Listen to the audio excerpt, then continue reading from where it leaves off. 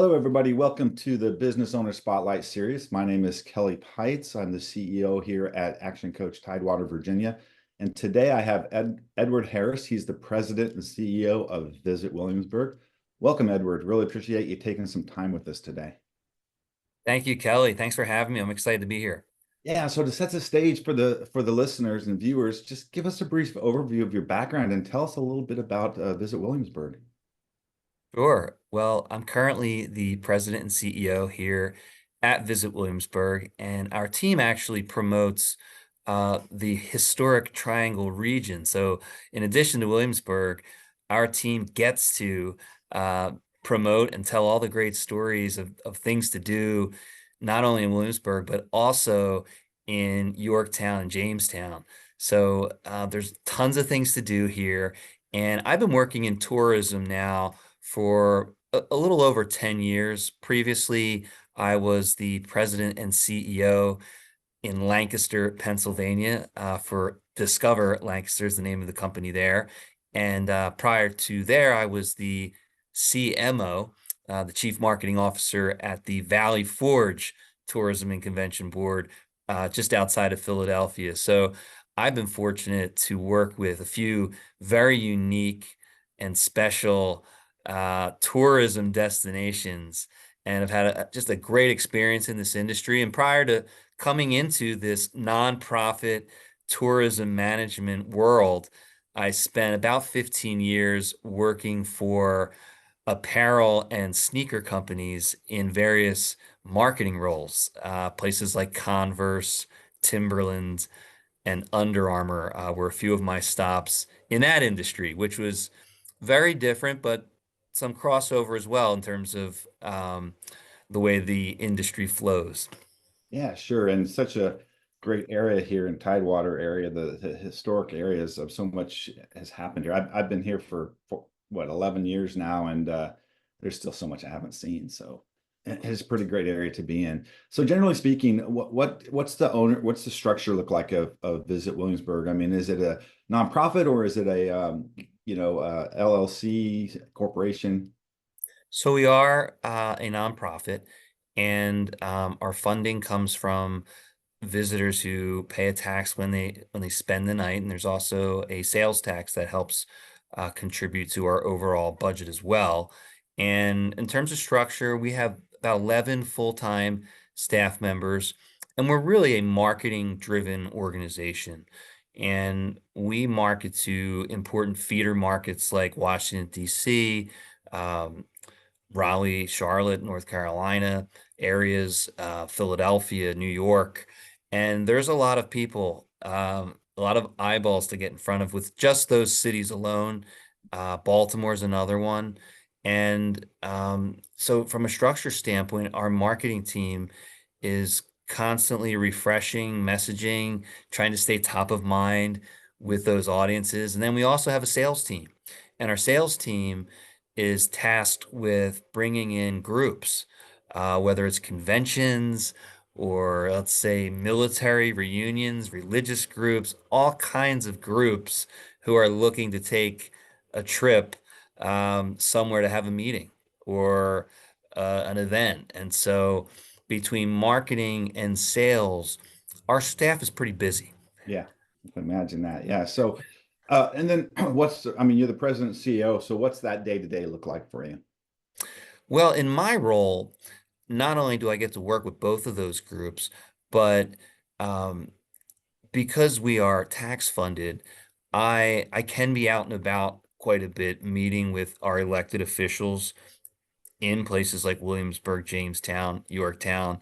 I'm also meeting with our board of directors individually and many of the businesses in this region, whether it's executives at Busch Gardens Mhm. um, or key stakeholders at the College of William and Mary, Parks and Recreation.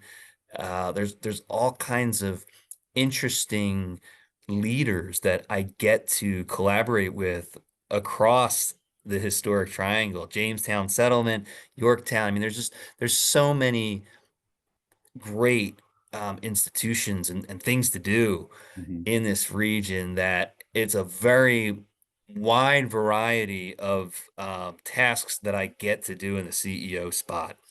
The marketing and for trying to get people to visit the area, like you said, and then obviously groups and stuff with the sales for conferences. How does that affecting the small businesses that are in the triangle as well? And one of the things that we're trying to do more of going forward is making sure that those small businesses can play a role in the stories we're telling, even on social media. Because whether you're a big company or a small company, there are visitors out there that if they only knew you existed, Yeah. they may be interested in planning a trip to the historic triangle. So it's a wide variety of both big and small businesses that are part of the overall story that we tell. Who does your business really serve then? Is it serving then the city? Yeah, absolutely. I would say the whole historic triangle, really, beyond just the city of Williamsburg. And we're constantly looking at what is our product portfolio. And what I mean by that is what types of businesses do we have and how can we, in some ways, bundle those things together to tell the story. Oftentimes, when we're looking at stories to tell, it starts as a data project, really. How much of something do we have? How many, restaurants do we have? And then within those restaurants, how many do we have of a specific cuisine? Or how many golf courses do we have? And do we have enough of certain topics that we can tell a robust story? Hmm. Yeah. So you have a wide range of things that you're doing. Who do you focus on as your customer? Well, that's a very good question, Kelly, because we attract lots of different demographics to this region. I think historically, obviously, we attract the history buffs, and they love coming here. They come here more than once a year typically, but we also have quite a few families that choose Williamsburg for a trip because not only is it educational, of course, with all of our rich history, but then there's places like Water Country, Busch Gardens, Great Wolf Lodge, our trails if you want to be out and about outside. And then we also attract couples. I mean, we've got a growing brewery scene here in the historic triangle. We've got the Williamsburg Winery, of course. There's amazing coffee shops and coffee lounges and things like that that are popping up. And so it's to answer your question, I don't, I know it's a cliche to say, we have something for everybody and everybody wants to come to our destination, but we really do have sort of the families, the history buffs, um, the couples, but then the elephant in the room is the retirement population. We've become a very popular choice for retirees. Um, they just love the beauty of the region, the climate. They love golf, many of them. And I've been very impressed by just as I've moved here 2 months ago, just the amount of retired CEOs that have chosen to retire in Williamsburg is eye-opening. Mhm. Yeah. So it's cool. It's cool to be around a lot of smart people, I guess. Do you have competitors and how do you compare with them? Absolutely. We certainly have in-state competitors. We try to benchmark against even similar sized tourist destinations beyond Virginia.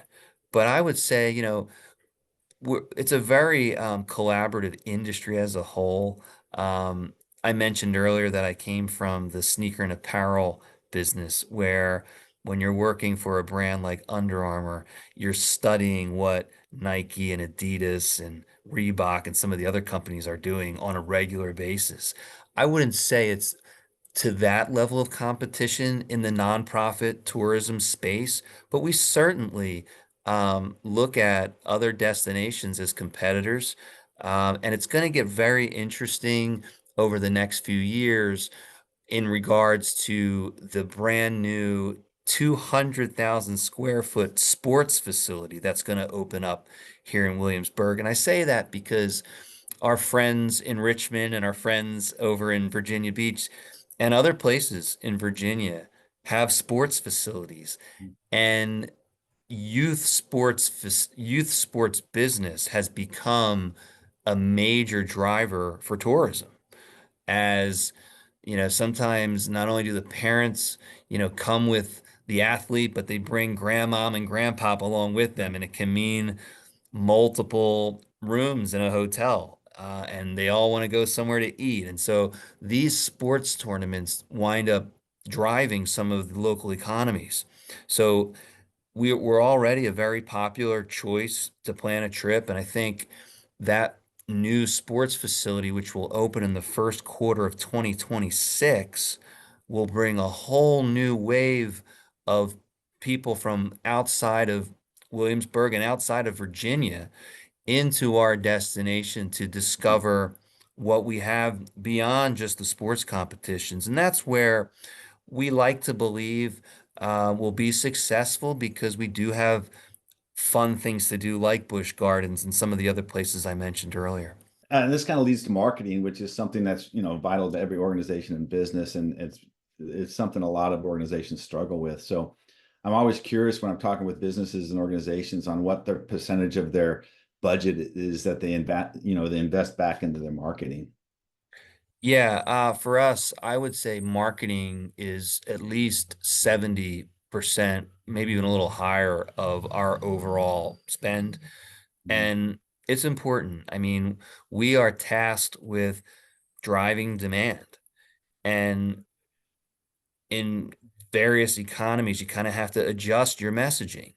Right now, our macroeconomic conditions um, are not the best. The cost of living is a little bit higher, and so we have to get creative. And Mhm. it's interesting as a career marketer, just watching current TV commercials, what you're seeing, even from fast food chains, they're really focusing on value and trying to offer more at a lower price, because it's reacting to the economic conditions. And it's no different in tourism. We want to try to communicate that we have affordable options to stay overnight and still have a great trip to Williamsburg, and really talk up the fact that we've got great hotels, great motels, um, great options for any budget, really any price point. And so we try to get very tactical with our approach to marketing based on economic factors. How many different marketing strategies do you typically use? Um, Currently, we are rolling out campaigns year round. It's become a year-round tourist destination, and there's always events happening as we switch seasons, and there's new things opening up. And so we're active in deploying campaigns. But in terms of the sheer number of broad, new, overarching campaigns, we usually do one or two a year. Summer is very important for us. We typically roll something out late spring, as a lot of families like to travel between Memorial Day and Labor Day. But what's unique about a place like Williamsburg is that we see a lot of travelers in the fall and holiday season as well. Mhm. People love coming to Williamsburg, Yorktown, and Jamestown during those months where it's, warm days, cool nights, but there's still lots of things to do.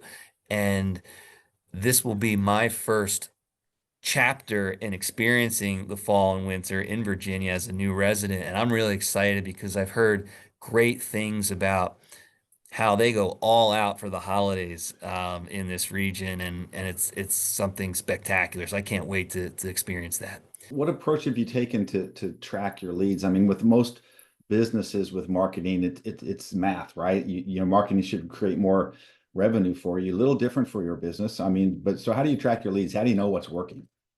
Yeah, well, the metrics that we take very seriously in the industry, let alone here in our company, is the occupancy levels. The occupancy levels of our hotels, motels, and places you can stay overnight is a true indicator of how the market is performing from a tourism standpoint. And this year of 2024, across the industry, it has been a little soft.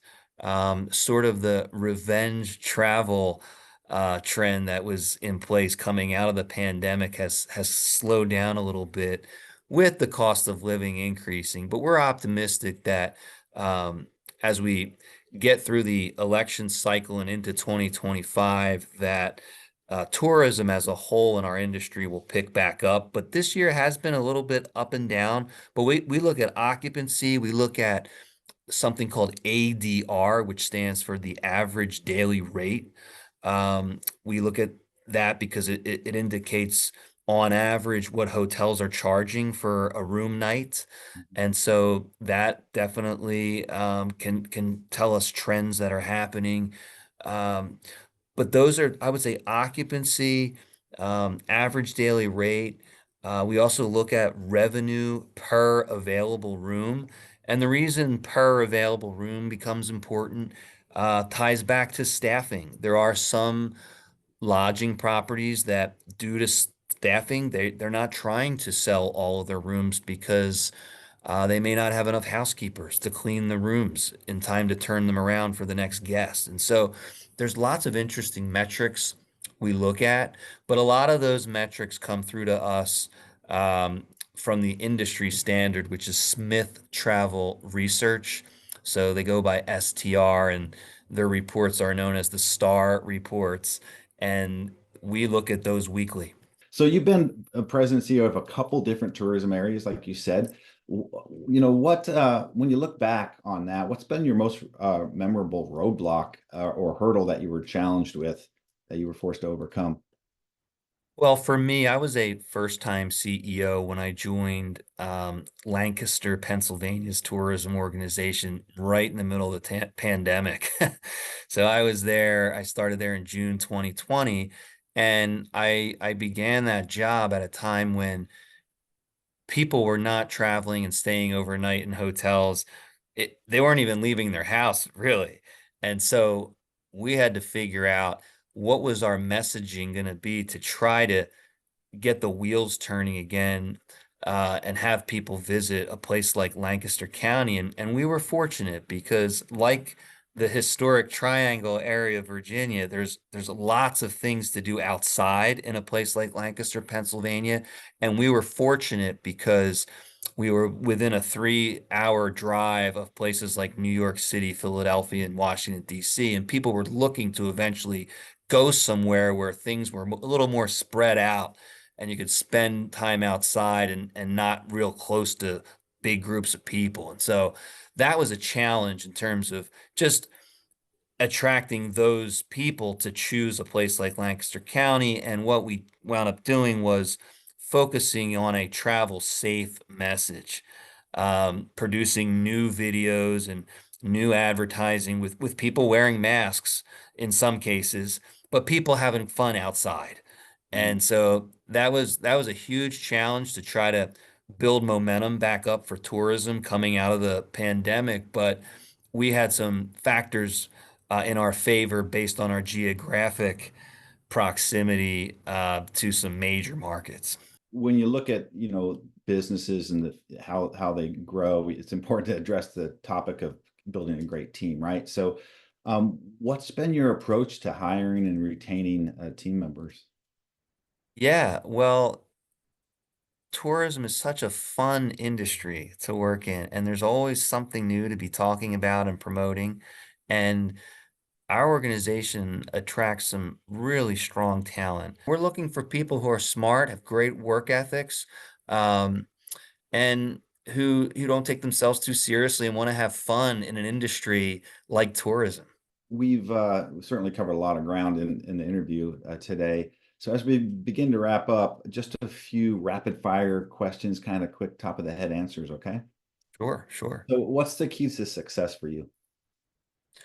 I would say staying creative, um, collaboration. I think working with a group of people produces bigger ideas than working by yourself in a silo. Okay. What's one piece of advice you'd give to someone thinking about going into business for themselves based on your background as CEO and president of a couple organizations?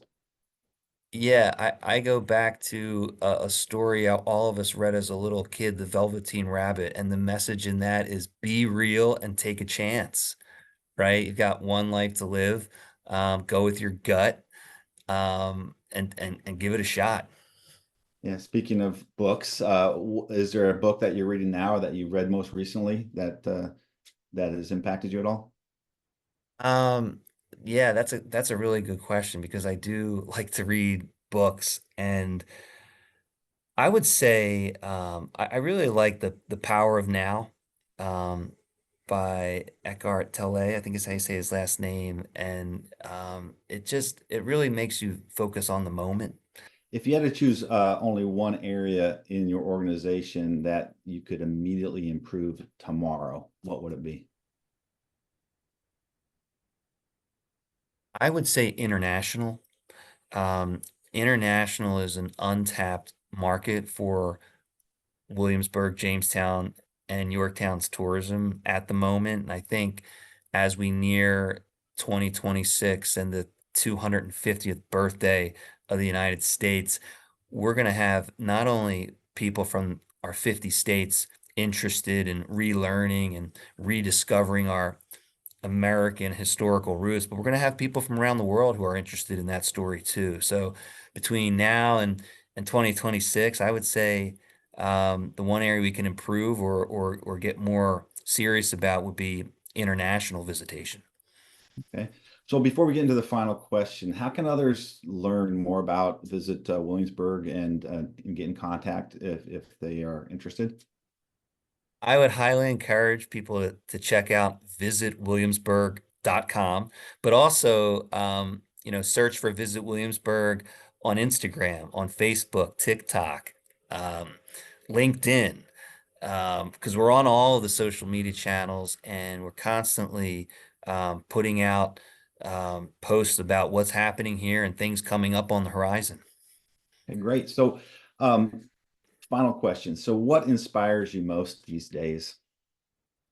Well, I love traveling. I think that's why I ultimately ended up here in the tourism industry. When I travel, I feel more creative. I typically learn something. I get to a new place and I compare it to where I'm coming from, and it gives me a different perspective. And I think that's yeah, I would say that's how I would answer that question is travel. All right, great. So, well, that wraps up the interview, Edward. Nice job. Thanks so much for taking time with us today. Thanks for having me, Kelly.